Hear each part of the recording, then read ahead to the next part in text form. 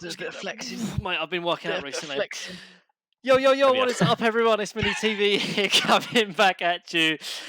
We said we was going to return for a podcast before the major, and the major is only in 3 days' time. So what a better time to come together and talk about the upcoming major. We got Dredder 911, great name, and Mr. Bonjour as well, 7K Beast. I mean, bow in your presence. So obviously this podcast is going to be a little bit different. Normally we were talking about the games from the past week on the DPC. Obviously there hasn't been any more games, but we're looking at up ahead going into the major. We'll have a quick kind of rundown on probably the wildcard teams first, right? Because they're going to be the ones that are playing first. We're going to see them being played first.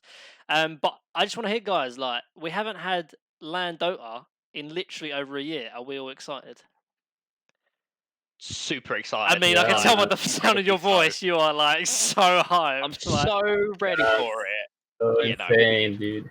Wow. I mean, I couldn't get better enthusiasm from my guests. Sorry, I left my Vuvuzela in the other room. There Sorry, we go. Jake. That's what I'm expecting. There we go.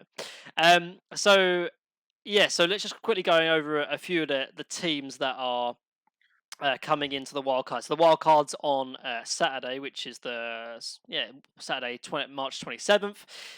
From Europe, we have Liquid and Nigma. Now, I think actually before we do that, I just want to talk about a few teams that are missing a player because of COVID. Now, some of you might not know, but Nigma's Mind Control, the offliner for Nigma, got COVID. Yeah. Sure he did. Yeah. What do you mean? Sure he did. The team didn't kick him, but say it's COVID at all. Yeah. I mean, if it was Weehigh, maybe the kick could be understandable. Yeah. Mind Control, I think it's all right. So Mind Control out because of COVID. They're going to have their coach stand in RMM. Although I don't know how it's going to work with their roles though, because RMN is normally a support player because he's normally sort of standing for Kuro. So, who do we think? Do you think RMN's going to play offlane, Andres, or how's it going to work? Do you think?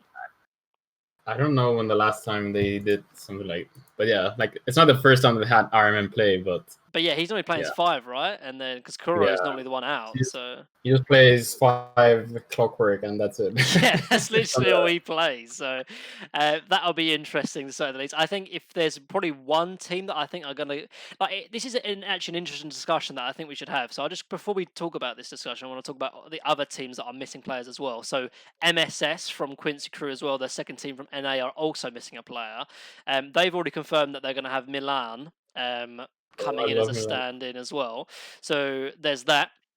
Then for Na'Vi, they have 2 players missing actually. So this is the most players missing, was 2, which is the offlaner for Na'Vi, that slips my mind, and then the Always Wanna Fly as well. And they have Ramses, which is, arguably one of the most notorious CIS players, the old VP, but he's a carry player, so he's going to be playing offlane. And they have Mag as well, standing for support. So there's that, and there's one other team as well. I think it's Neon. One of their players also isn't going to make it because of COVID. So the discussion point I wanted to make is, so Nigma have their coach playing, but he's not necessarily an out-and-out offlaner player. They have Ramses, who's arguably one of the best players probably in the world, really, you could say, but he's also playing a role. Okay, all right. What? Sure, bro. Okay, one of the best players in his mind. One of the best players in his mind. Okay, in Europe. Okay, sure. And he's playing offlane. In his house. He's playing offlane, and then you have Quincy Crew that have a 1-to-1 replacement, MSS for Milan. Obviously, maybe MSS. Generally, it doesn't matter what happens, right? If you have a stand and you're going to play worse. But I'm wondering, what team is going to suffer the most because of it, It depends where Nigma put Weeha. If they put him in mid, then Nigma will suffer the most. So it depends. I don't think Nigma would be the worst. I think they've played a fair amount with RMN usually. Yeah. So I think they feel pretty comfortable. I think Navi, just because Ramses factor. Yeah, the Ramses implosion factor. They're gonna. If you've seen some of the behind-the-scenes documentaries of the old VP and some of the TIs and stuff, he's a pretty vocal player. So unless he kind of like can like turn down a bit of his vocalness when he's standing into a team. Yeah. If he starts playing bad or some shit, he's just gonna explode. You know? I mean, I think you make a good point, right? Because it's one thing being like vocal for a team. Like I'd say me and you are quite vocal in our team. Like I mean, obviously it's hard to make a like a representation between our crappy team but like me and you are quite vocal in our team. But then if you like and that's fine. The dynamic's fine. But then when you have someone else come in, like the dynamic changes completely. And I think it's actually worse being quite a loud and vocal player when you stand in for a team. Like it's a lot easier being kind of like a quiet one because you can kind of like hide under the radar and stuff. But someone like Ramses, as you said, like he's like really vocal. Like has really strong opinions as well. And if Na'Vi have all this preparation and stuff, and like Ramsey goes, "Oh no, that's crap! Like no, we're not drafting this hero." Like obviously, like it's pretty crazy, you know. So I think like from at least in Wikipedia, Ramses like he's playing the offlane in general. Who usually plays the offlane. He's now playing mid. So that's kind of because it's Iceberg. It's Iceberg who is got COVID. Yeah, right? Iceberg. So which is kind of strange though, because you think like maybe Ramsey would just play mid, right? And then there's only one player playing a different role, whereas now you have two technically, right? Because if General's going to mid, then that's also a different role. And talking of like switching roles, I have personal experience with this. And when you keep switching roles because of different tournaments, like you're playing carry, playing support, then you're playing mid, you end up losing to SF a couple of times that you shouldn't. Andres knows all about that, and it's not fun. So. Yeah, but these guys are actually good players. So I think they can switch around roles. Yeah, that's probably true. So I mean, what do you think? What team is the worst? And we think like Na'Vi is going to impact it the most because, okay, they might be impacted the most, but will that make a difference on their standings? Okay, let's talk about standings now, right? So Na'Vi are in the playoff bracket or in the group stage, aren't they? No, they are in the playoff bracket. I think it's going second. Yeah, they are. Quincy are in the group stage because they only got 2 slots in NA. So because I'd say like Na'Vi going into it like could easily make top 8, maybe top 6, whereas now I don't think that's possible. And the same goes for Quincy as well. I'm wondering like, does this stand in lower? Milan is God. It's fine. Okay. Interesting. I mean, it'd be interesting to sort of see how it's going to. Is the group stage, not the playoff. Okay, group stage, right? Okay, yeah. So that's good to know. So let's just talk about that then. So let's go back onto the wild card because that's the games we're going to see first. Liquid Enigma from Europe. Then you have PSG LGD from China. Then also VG Gaming from China as well. Then you have AS Monaco Gambit for Russia, Tier 1 for SEA, and then those are your 6 teams going into the wild card. So just bringing it back to the stand-in factor, I mean, I think that's that wild card is stacked, particularly on the side of the Chinese, and only 2 teams make it through the wild card, right? And I think I would have betted before this change to Nigma. I would have said Nigma would have had one of the slots going through the wild card. After this change, I don't think so. Do you think the same, or how do you see it playing out in the wild card? 6 teams, only 2 go through.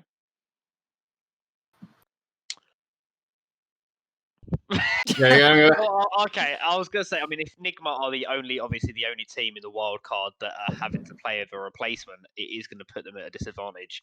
I don't know enough about the other teams to say how good they are in comparison to Nigma.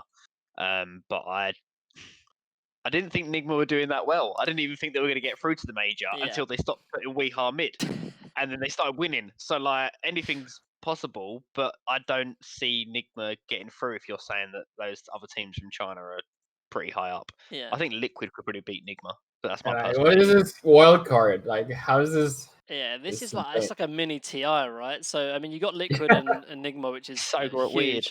But you got like PSG and VG, which is arguably as strong, if not stronger, than Europe. And then Gambit, obviously, they've got no one replacement. Tier 1, T1 have they got their new carry in 23 Savage as well. I probably would say Gambit and Tier 1 are probably the lesser strength teams, and then you have the Europe and the Chinese teams. But so you think Fiji and PSG. Yeah. Are the ones that are likely to Definitely, go yeah. through. To really Right. to really threaten. I mean, I'm a massive Liquid fanboy, so you know that's going to be.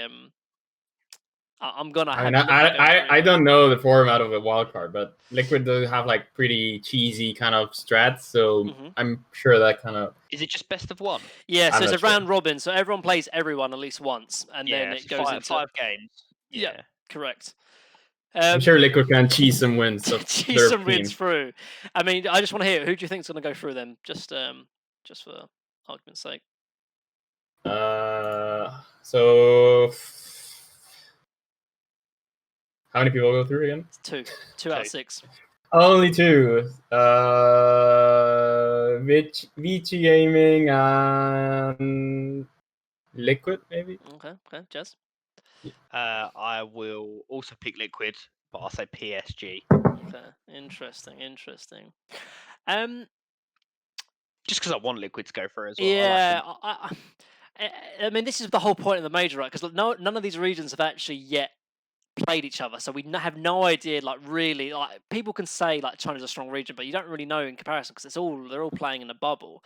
I think one thing that is general consensus though is that Gambit and Tier 1 probably won't make it through, and not necessarily because they're bad like teams. their lineup is actually kind of scary. Their lineup is really strong. I think it's the thing you have to keep in mind though is that their region is generally weaker, right? So if the region is weaker, then like the competition is going to be less, right? So they're going to be, even though individually they're fantastic players, like they have less that strength because of it.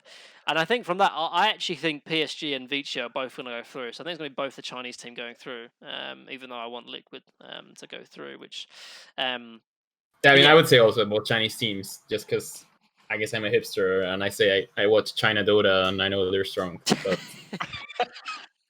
Yeah, I am a hipster, and I do watch Chinese Dota, so like I can. No, you're just a degenerate, Jake. There's a difference. That's true, actually. I just watch everything but SO, of course, Kappa.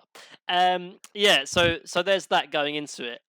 So let's talk a bit about the format. So after the wild card, you go obviously into the group stage. The group stage hasn't been announced yet, so you don't know who's playing in what group stage and yada yada yada.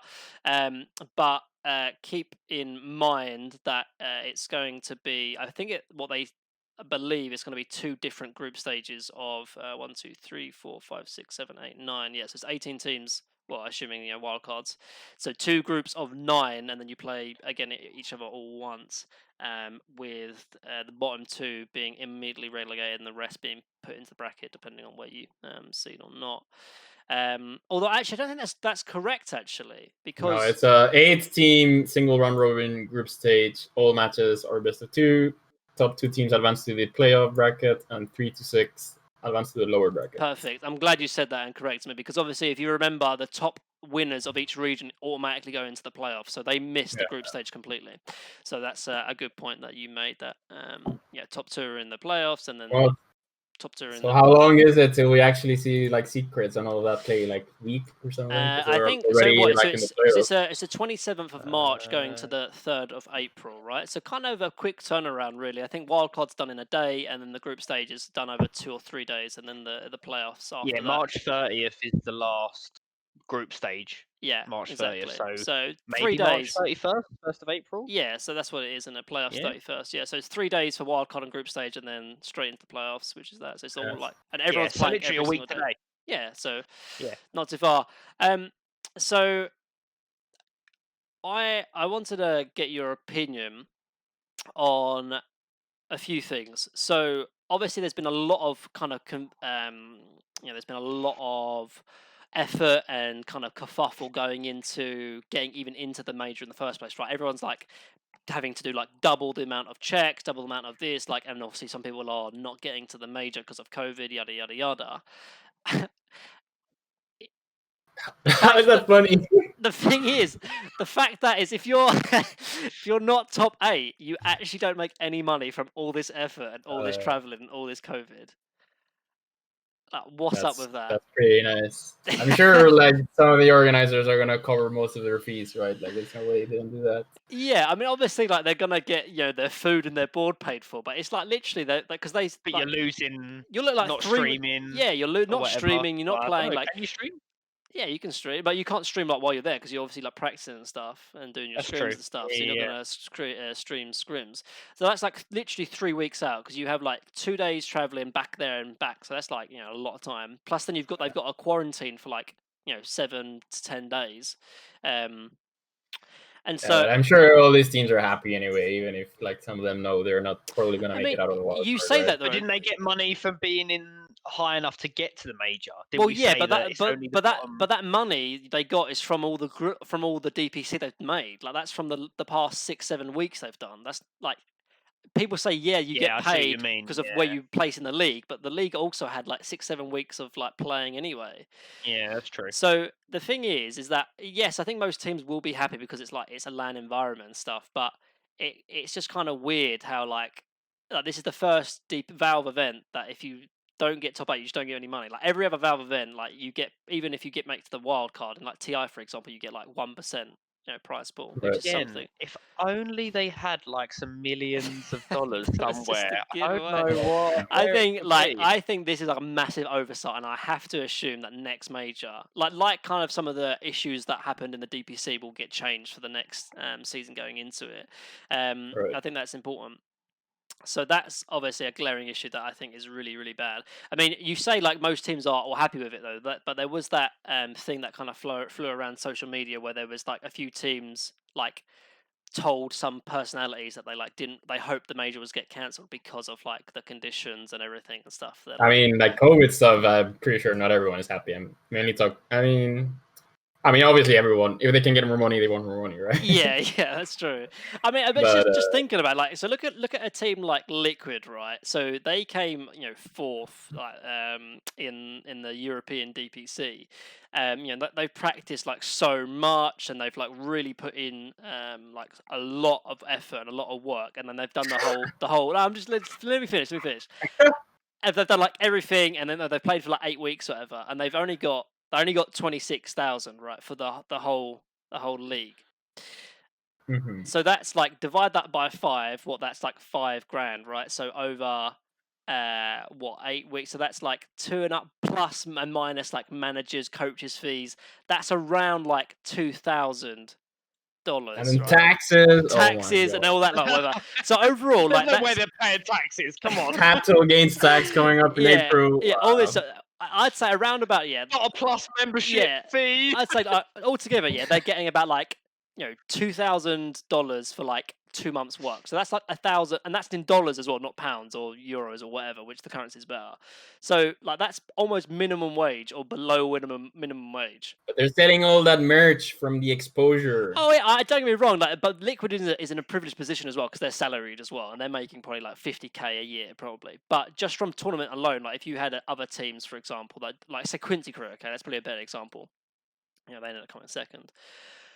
After all of that, and then they've got the major on top of it, that's like 3 or 4 months like span period that they've only got money from the league. And it's like, is it really sustainable in the long term? Like, Valve try to subsidize it through, these fan bundles that have still yet to come out. Oh, Valve. It is laughable. Like, it is laughable in that respect. And it's just like, guys, like what is really going on?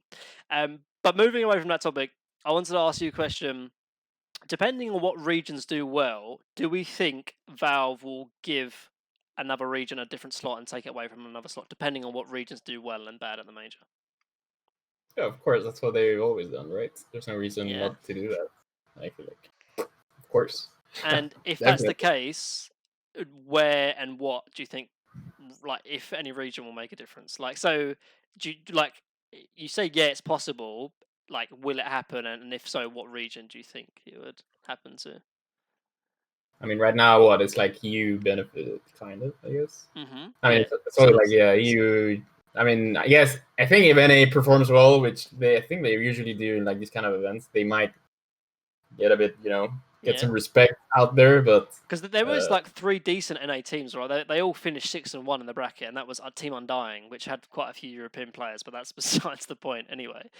But like, let's say, where do EG and Quincy Crew have to place, like both respectively, to get another slot for NA? Do you think top 6? top 6? So both top 6.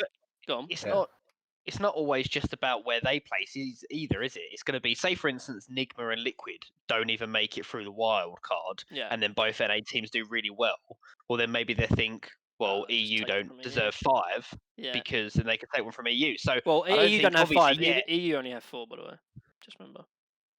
Oh yeah, China 4. and Europe have 4. If it was China. Yeah. Well, one of those two. For instance, if NA do really, really well, then and EU haven't even made 2. You know, they've only got 2 teams to go through. Then maybe that could be taken. So I don't think it's just how well NA do. Yeah, I think it could be the other thing as well. Yeah. The real important question is if the SA do really poorly, will their will their slot get taken away? Question. No, I don't think so. I think SA is strong. They've always done kind of okay. Nowadays, I think. It has to be worst. Yeah, I mean, it all depends on what happens in the major. So we talked about a few things, and we didn't want the podcast to go on for too long. But I just want to get all of your opinions, like on who do you think is gonna win the major, and give me a dark horse as well. Secret.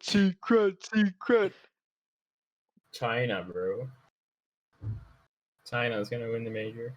China, just in general, like China. It's gonna be Chinese. China. So, Jazz, what are you gonna say? You chanting Secret? So yeah, I think Secret's gonna win. Give me a dark horse that's gonna do.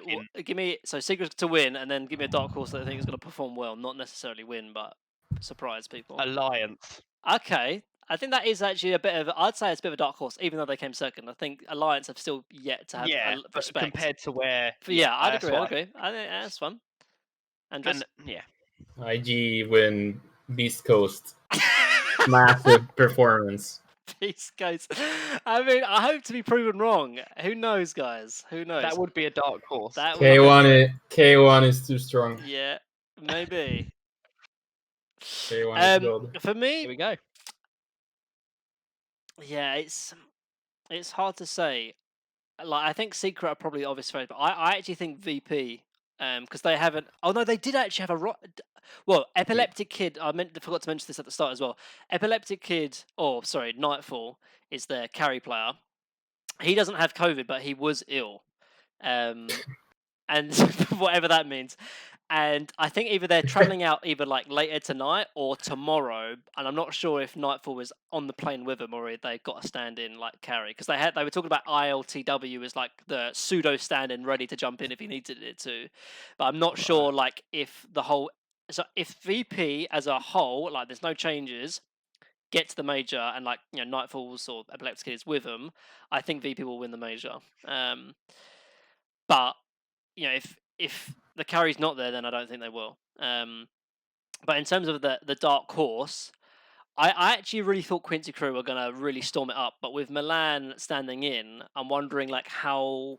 Like MSS is probably their MVP probably for the whole of the team. And I'm not saying Milan's not a good player, but to sort of... I don't know if we're going to see... your MVP. Yeah, to lose the MVP. But that being said, if you remember, like there has, like historically speaking, there has been teams that have had a stand-in and they've performed even better. Like if you remember, do you remember NIP? I think the last Singapore major when they had mind control, or wasn't Singapore? It was Kuala Lumpur. Yeah. 2018. There we go. This guy is just a Wikipedia, mate. He's got it up there. But you know the one I'm talking about, right? They get into the finals with mind control off lane, and he was like owning on Earthshaker. And then without mind control, they came to another tournament and they came like dead last or whatever, and it was just like, some stand-ins, but at the same time, this is mind control, like tier 1 offlaner to Milan, who's like he's in the lower division, isn't he? I think Milan. Yeah. So he used to be a Mud Golem. Yeah, true. So obviously a good player, but it maybe not as comparable to mind control. So I think that's it. Unless any of you guys got a quick thoughts on anything. OG. Oh, Anna good back? point. Actually, I'm glad you mentioned this. Actually, because although not specifically Not related OG, to the, as in like, he didn't make the yeah. major. I meant as in. I'm Anna glad you coming did. I'm back. glad you mentioned that actually, because this is a really good talking point. I didn't have my notes planned for today, so we were kind of just freeballing it here. As I always do. I just have my free balls, freeballing it out. So OG, obviously, we were mainly trying to focus this on the major, but they didn't make know. it. So yikes! And the reason, and potentially the reason why they didn't make it, well, is that a few reasons, but they thought the reason why they didn't make the major could have been Mid1 because they have kicked him from the team and have yet to name a replacement. And I just wanted to get, because we talked a little bit about this off stream, Andres, about Mid1. What is your initial reactions to OG kicking Mid1? I think it's safe from them as a brand. Mhm. They remove like any of the maybe Saxa, but then I don't really think like what other fours are out there, right? If you remove like like No Till says, or any other main TI winners say that I'm out, then they kind of lose a lot. I feel that. Yeah, I think you may make a really good point, right? Because it's like Seb, Notout, and Thompson. Like those three are untouchable because they have 2 TIs under the belt. Saxa, and so the obvious other two is Saxa or Mid1, right? And you said like what other top tier fours are there? Maybe Lil was right. Yeah, maybe they should have picked up Lil instead of Saxa.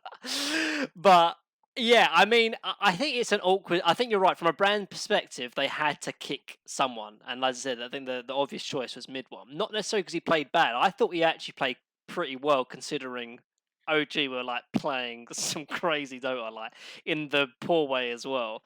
So it had to really be Mid1 from that standpoint. And it's like, they could also be like, oh, we didn't make the major, we're making changes, like, fans stick with us, next season we'll do better because we'll have like a new player and it'll be great and all. But that being said, I think it does make a little bit of point about OG. It's kind of like, wasn't their whole brand like focused on like friendship and sticking together and like, oh, we'll be through thick and thin? The one moment they like don't make it to a major, they're kicking someone and like trying to find a replacement and not blaming, because but I mean, they only have one more chance, That's true. But it's interesting. Like I think it's that saying, right, where when people are under pressure, under stress, that's when you sort of see the real people and the real like identity of individual. I'm not trying to like say OG like terrible people and stuff, but you're right though. Like there is only one more chance, because if they don't make it to the major next season, then their chance of getting to TI are like significantly reduced, because they might have to go through regional qualifiers and yada yada yada. There's no regional qualifiers. I think, or I mean, like, there's no open qualifiers. no, there's no open like, qualifiers. No, but Yeah, that's why. Like, so yeah. so all the so in Europe, for example, like you had to be in lower division going into this next season to have a chance to go to TI, and that's why like Gork's team Bald and all that were like making a big deal of yada yada yada. But Jazz, what do you think quickly about removing Mid1? I think as a business point of view, they obviously did what's right to be like, it's like many sports teams, isn't it? This didn't go well, so we fired the coach, or we fired this, and we brought in a new star player. Yeah. But obviously in Dota, you don't really fire the coach that much because no one knows who the coaches are. If you know what I mean, it's not as big of a deal. Yeah. I don't think Mid1 was the problem. I think there was a lot of weird problems that we've talked about in previous episodes, but who knows? Do you think it'll be Anna that will come back? I don't see who else it can be though. Like honestly, like did you see that weird tweet that was like a sunflower and it was like number 5 or something weird? Yeah, I saw that, and it was like, what does that even mean? Like, so they obviously have a replacement in mind, but so the only other person I thought maybe it could be, like would have probably been Samau, right? But they literally had Samau and they kicked him because of COVID, and they brought in Mid1, and it's like, well, they can't just be like, oh, Samau's coming back. Like it's a bit weird. I mean, they start with Sumail and Mid1, but they instead unretired for his 20th time. Exactly. And back into the role. I'm glad they did though, because Seb was their best player, I thought, with awesome. hands down, even though it wasn't enough. Who would you say? You say Saxa, just because you're a position 4 player and you just love everyone else who plays position 4? Like you're talking about Milan, and now you're talking about Saxa. Like, other things happen than rotating lanes. By the way, I don't think any of them played especially well. No, I'd agree, but I'd say Seb played the best or the least bad on all of them. I think he was the most consistent. Yeah. True. Yeah. Yeah. Like Thompson, like we've said, did some crazy stuff, Thompson, but then he also did some terrible yeah, stuff. but like, I think right. I think when you win 2 TIs, like you just don't care. You just well, what does it matter? Like, no, you can't fire me. Like you do whatever you want. But yeah, so I thought it'd be Samau, and then I thought maybe Ramses, but then Ramses are standing in for Na'Vi, and you think like maybe OG would allow Ramses to go play in Na'Vi, but also we talked about Ramses, he's a bit toxic. Does that really fit in OG, the flower power, team? Everyone's loving each other. OG is the most toxic, bro. Like they just rebranded themselves. Nobody seems to remember who Seb actually is. He just had a nice true side where they slay and then they go over the edge or some fairy bullshit, and then everyone forgets that he's actually a toxic. And everyone, everyone's rose-tinted goggles after you win 2 TIs. It doesn't matter what you've done in past. You could be like, a serial killer and be like, oh, you won 2 TIs. Such a nice guy. Like, maybe. Maybe. I don't know. I think like Anna is starting to play Dota as well again. So my vote would be Anna. Like who else would they be? Like, but the problem is like, let's say they get Anna. Maybe it's Mini Mega. Oh, it's me actually, guys. Yeah, I'm not allowed to say it, but I've been starting playing carry, and they've actually they actually wanted me. The sunflower is your favourite flower. That's exactly. Why. Yeah, That's true. Obviously, yeah. But so I don't know. But the problem, I wonder, like, what happens when they bring Anna back and then they don't qualify again? What do they do? Like, this is the kind of the everyone but Jerax, right? They can't bring Anna back and not qualify. They're serious. If they bring Anna back and they don't qualify, they're done. Yeah, like I think it might be like the complete implosion of OG, but I guess they're just gonna look for scraps, after the major. Some teams are gonna reshuffle and prepare for the next maybe be like OG BSJ comes to town, a bit of BSJ comes to OG, anything's possible. Or Gork, OG back with Gork, no longer as a streamer but as a player. But who knows? Anyway, thanks again, guys, for coming on. I know it was a bit more of a shorter one because of there was no games to be played, but we'll definitely do one after the major as well, talking about some of the best sort of games, plays, and just some of the news and drama as well. But other than that, guys, you got any final words to send off? Viva Peru! There we go. Get the Peruvians coming in. Right, guys. I hope to see you all in the next one. Nice to see you in the next one. Until next time, guys, keep hard and grinding. Peace. There we go.